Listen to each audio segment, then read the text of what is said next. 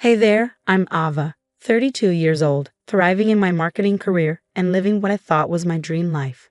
I've got an incredible house in the suburbs, and my husband, William, is a brilliant software engineer who's always had my back, or so I believed. Things started to unravel when my mother-in-law, Linda, began acting strange.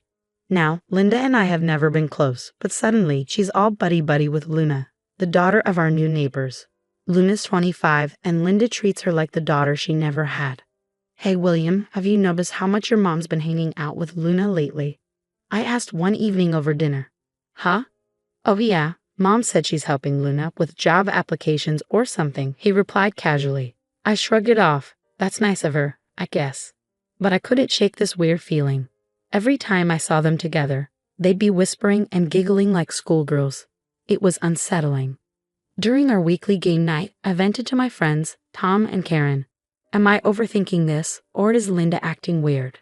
Karen raised an eyebrow. Weird how?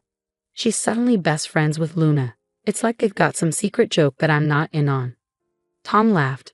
Maybe they're planning a surprise party for you. I wish it were that innocent.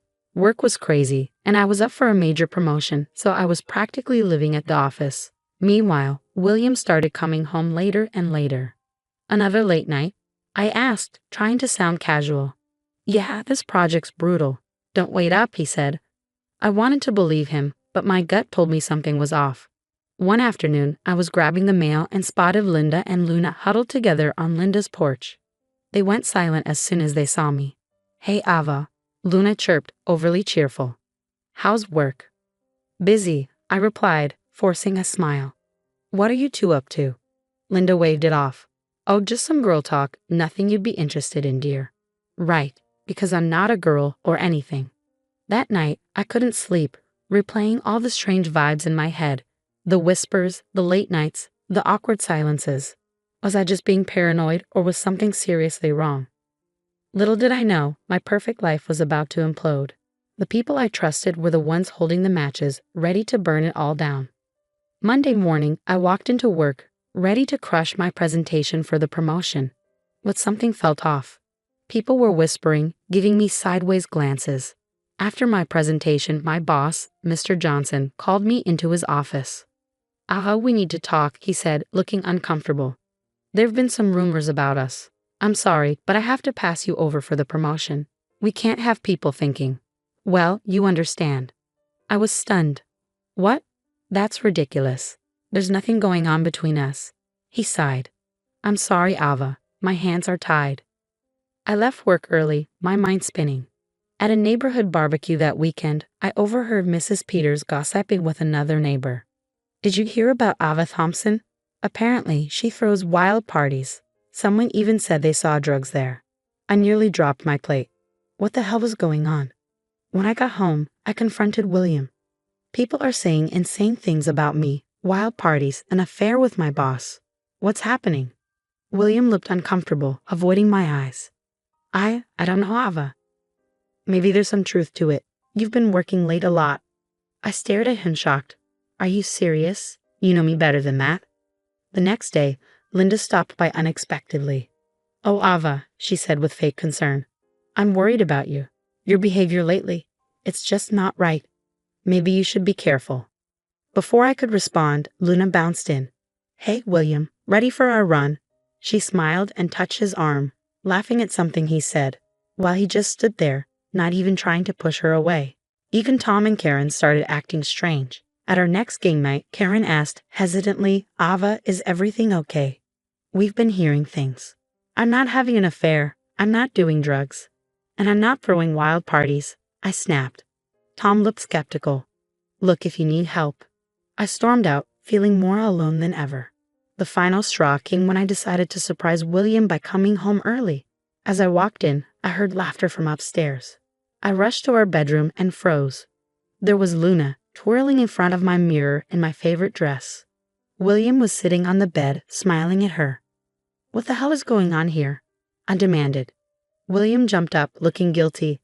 Ava, Luna needed something to wear for a job interview. Luna had the audacity to smile. Thanks for letting me borrow this, Ava. You're such a sweetheart. I was speechless as she sauntered out. I turned to William, incredulous. First my clothes, and what's next? My identity? That night, as he showered, I did something I never thought I'd do. I checked his phone. And there they were. Text after text between him and Luna. Nothing outright incriminating, but the flirty undertones were undeniable. Hey handsome, thanks for today, you're always so helpful. Anytime, Jess. You looked amazing in that dress. My world was crumbling. My job, my reputation, my marriage, everything I had worked so hard for was slipping through my fingers. And for what? I hadn't done anything wrong. Lying in bed that night, with William snoring beside me, I made a decision. I wasn't going to be a victim anymore. Someone was orchestrating this nightmare, and I was going to find out who. And when I did, they'd regret ever messing with Ava Thompson. I'd had enough of being a pawn in someone else's twisted game. It was time to take control and uncover the truth. First step, install hidden cameras throughout the house. It felt wrong, but I was desperate. William, I'm heading out for a bit. I called out, my heart racing. Sure, babe. Everything okay? I forced a smile. Just peachy. Next stop, a private investigator's office. Dave, the PI, looked like he'd seen it all. So, you want me to tail your mother-in-law and some young neighbor? He asked. Eyebrow raised. Exactly. Something's not right, and I need proof. Back at work, I swallowed my pride and knocked on Mr. Johnson's door. Sir, can we talk? I need to explain what's really going on. He listened skeptical at first, but as I laid out the bizarre series of events, his expression softened. Ava, I had no idea. I received anonymous tips about your misconduct. I should have talked to you first. Relief washed over me, at least someone believed me. That night, I called an old friend, Alex, who had become a hotshot lawyer. I needed legal advice. Ava, long time no talk. What's up? I spilled everything. Alex whistled low. Dan, girl.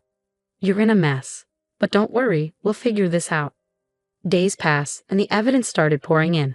I was reviewing the camera footage when I saw it. Linda and Luna sneaking into my home office, planting what looked like drugs in my desk drawer. Those lying, manipulative. I bit back my words, fury building inside me. Then Dave called with more news. Miss Thompson, I've got something. Your mother-in-law, she's been paying the neighbor girl. Looks like she hired her to seduce your husband. It all clicked. Linda had orchestrated the entire thing, using Luna as her pawn to destroy my life. That evening, I confronted William, laying out everything I had discovered. Ava, I don't know what to say, he stammered, his face pale. How about the truth for once? I snapped. William broke down, tears streaming down his face. Luna came on to me hard. I was flattered. Nothing physical happened, I swear, but I liked the attention. I'm so sorry, Ava. I never meant for this to happen. I stared at him, the man I thought I knew. You're sorry. You let your mother and some girl destroy everything we built because you liked the attention. Please, Ava, he begged, reaching for my hand. We can fix this. I love you. I pulled away, my voice cold. Fix this. This isn't a broken vase, William. This is our life, our marriage, and you stood by while it burned. As I walked out of the room, leaving William sobbing on the couch, I felt a strange sense of calm. The truth was out. Now, it was time for justice. I picked up my phone and dialed Alex. Hey, it's me. I've got all the evidence. What's our next move? Alex's voice was firm. We build a case, Ava. And then we make them regret ever messing with you. For the first time in weeks, I smiled. They thought they could break me, but they had no idea who they were dealing with. Ava Thompson doesn't go down without a fight. And this fight, it was just beginning. The day of reckoning arrived when Mike's entire family gathered for his sister's birthday. I knew this was my moment.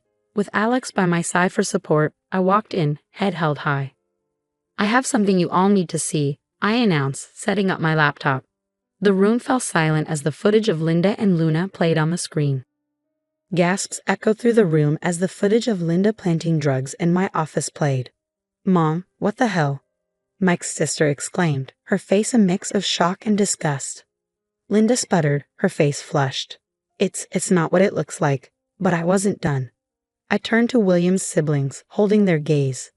Did you know about Linda's gambling problem? She's been embezzling from Dad's pension to fund it. I presented the bank statements and casino records for all to see. The shock on their faces deepened. Finally, I addressed the neighbors. And Luna, This isn't her first rodeo. She has a history of conning married men. I've got testimonies from her previous victims. The final bomb had dropped.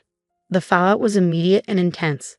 William's family turned on Linda, their voices rising in anger and disbelief. In the chaos, my phone buzzed. It was Mr. Johnson. Ava, the board reviewed everything. We want to offer you the promotion, along with a public apology. Can you come in tomorrow? I smiled, feeling vindicated. Absolutely, sir. Thank you. As the dust began to settle, William approached me, his eyes pleading. Ava, please.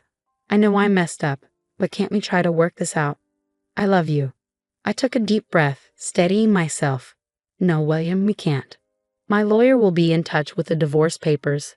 His face crumpled in pain, but I had my own scars too. I turned and walked away, head held high, ready to begin a new chapter. 1 year later, I stood in the kitchen of my dream house, sipping coffee as sunlight streamed through the windows. So much had changed. My new job was challenging, fulfilling, and I had started a support group for victims of family betrayal, turning my pain into a purpose. My phone buzzed. A text from Tom and Karen, full of apologies for doubting me and asking to reconnect. I appreciated their words but kept them at arm's length. Trust, once broken, takes time to rebuild. Another text popped up, this one from Alex. Dinner tonight at that new Italian place? I smiled, considering it.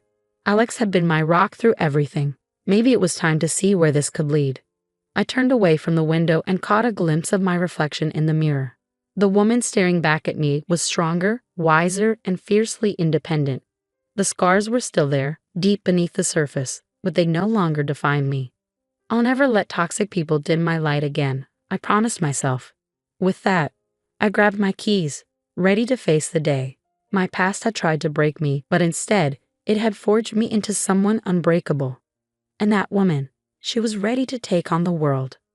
Now I have a question for you. If you were in my shoes, would you have given William a second chance, or do you believe betrayal like this is unforgivable? Where do you draw the line between forgiveness and self-respect? Is there ever a situation where you would take back someone who stood by while others tried to destroy your life? Share your thoughts in the comments below.